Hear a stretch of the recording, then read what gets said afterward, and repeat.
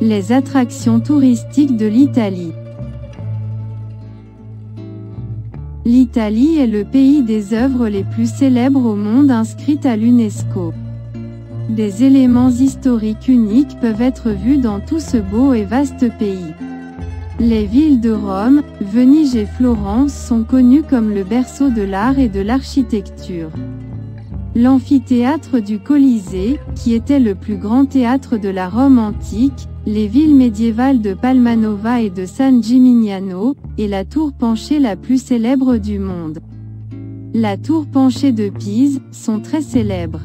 Traversez la rue maritime de Venise, qui est en fait le canal d'eau au milieu de la ville de Venise et où les gens voyagent en bateau pour leurs déplacements quotidiens, sera votre tour de ville le plus intéressant. En plus de ces attractions, la nature enchanteresse de l'Italie, malgré des lacs comme le lac de Côme, qui est le 3e plus grand lac d'Italie, ou des lacs situés dans les hautes terres. De magnifiques montagnes et des plages comme la côte amalfitaine avec des routes de montagne sinueuses, est attractif pour tous les voyageurs. L'île de Capri, ou l'île de Sardaigne. La 2e plus grande île de la mer Méditerranée, les îles éoliennes aux eaux profondes et aux villages de pêcheurs inscrits à l'UNESCO, les rares vallées et pâturages toscans, et Etna. Le plus grand volcan actif d'Europe, sont tous une petite partie des attractions de l'Italie. Colisée de Rome. Dans la ville de Rome, en Italie, il y a un théâtre appelé le Colisée. Le Colisée a une capacité de 50 000 à 80 000 personnes et était connu comme le plus grand théâtre de l'Empire romain. De nos jours, la majeure partie de ce théâtre est connue pour les combats sanglants de gladiateurs. En fait, les gladiateurs se sont battus entre eux ou avec des animaux sauvages et les spectateurs ont regardé. Même si la plupart de ces personnes étaient des nobles, et certaines des exécutions ont eu lieu au Colisée. Le plan de construction de ce bâtiment est ovale et a une hauteur d'environ 48 mètres.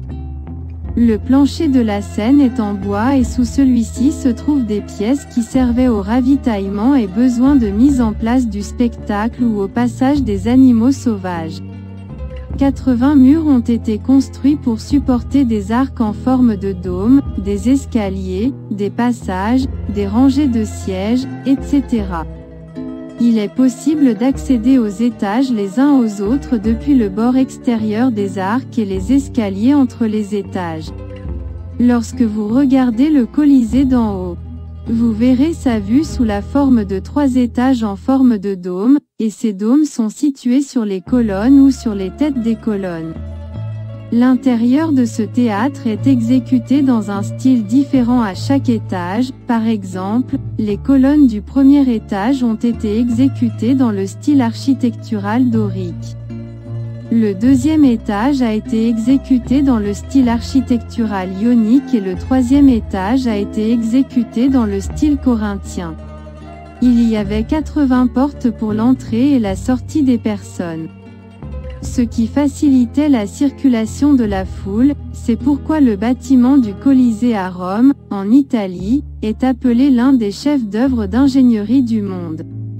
Le grenier est situé au-dessus des 3 étages principaux, qui a des colonnes rectangulaires et entre les colonnes il y a 40 petites fenêtres. Pour la construction de ce bâtiment, de nombreuses combinaisons de matériaux sont utilisées, par exemple, le béton est utilisé pour la sous-structure. La chaux est utilisée pour les colonnes et les briques de béton sont utilisées pour les étages supérieurs.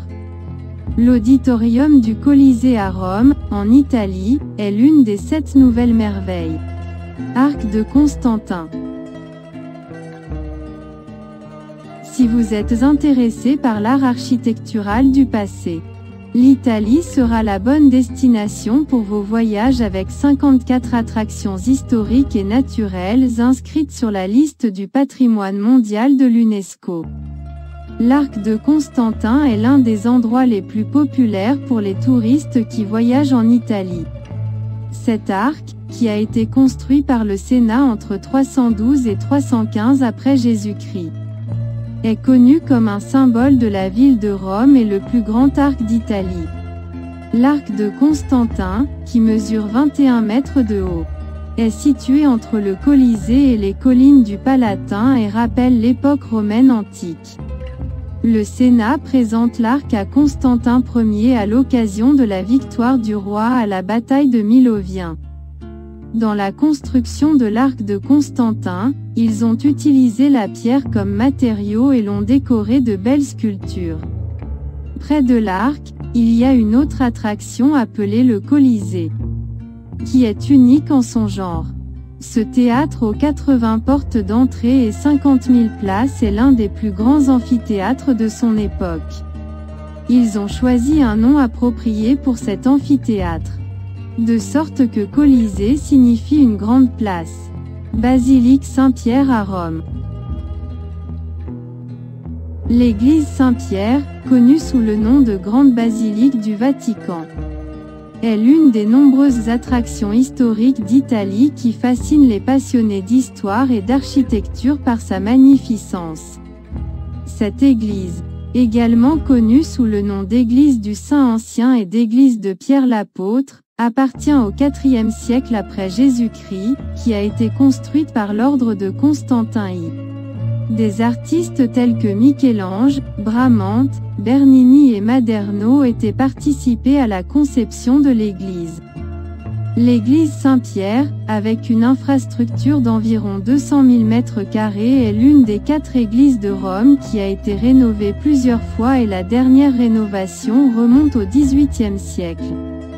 Ils ont commencé la construction de l'église actuelle au XVIe siècle et l'ont achevée au XVIIe siècle. Si vous voyez la zone de l'église d'en haut, elle a la forme d'une clé, qui s'appelle la clé du ciel. Les statues des apôtres installées au début de la cour d'entrée vous accueillent. Lorsque vous entrez dans l'église, vous verrez des décorations, des peintures et des sculptures uniques qui ajoutent à la beauté du complexe. Les sculptures de l'église Saint-Pierre ont été réalisées par le célèbre sculpteur italien Michel-Ange et sont un vestige de la Renaissance. Selon les récits, les chrétiens croient que Saint-Pierre, l'un des apôtres du Christ, a été enterré dans cette église. Il est intéressant de savoir que dans une partie de cette église se trouve le tombeau éternel de 91 papes italiens et la statue de Pietà, signée par Michel-Ange, est également conservée dans cette église. Si vous n'avez pas peur des endroits étroits, vous pouvez monter les 491 marches du dôme et voir une vue différente à partir de là. Près de l'église, une place appelée place Saint-Pierre se détache d'une haute colonne en forme de pyramide d'une hauteur de 25 mètres et est devenue un lieu de prise de photos et de repos pour les touristes.